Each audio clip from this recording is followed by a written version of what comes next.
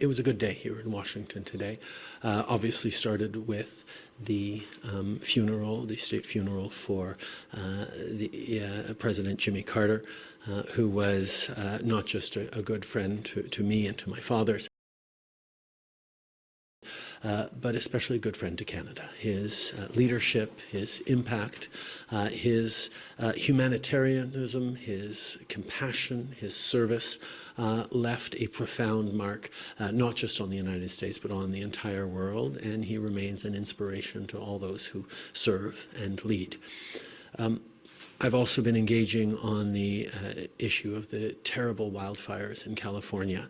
I've been back and forth exchanging with Governor Newsom of California, and our officials have been closely in touch with American officials to ensure that we're offering firefighters, resources, planes, ships, whatever is needed. Unfortunately, Canada has developed a significant amount of expertise in wildfires that are encroaching on suburban and urban areas.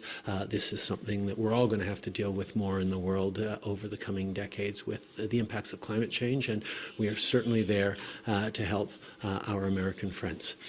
The issue, of course, of Canada-U.S. relations also came up a number of times today.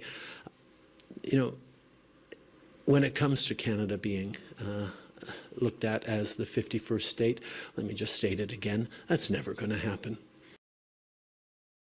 Canadians define themselves a whole bunch of different ways, but one of the ways that we all use as shorthand is we're Canadian because we're not American, and that is not going to change.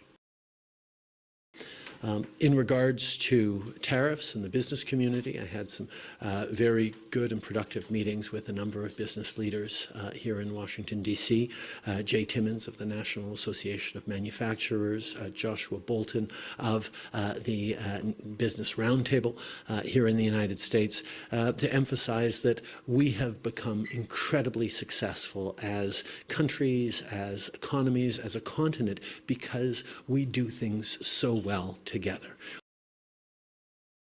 We create jobs on both sides of the border. We create growth. We create opportunities for investors and business people, continuing to work together and avoiding unnecessary tariffs on goods and products from Canada is in our interest to continue to move forward, both from an American perspective and a Canadian perspective. So we're going to continue to stand up for the interests of workers and consumers on both sides of the border, because there is no relationship in the world like that between Canada and the United States as defined by a win-win for both of us.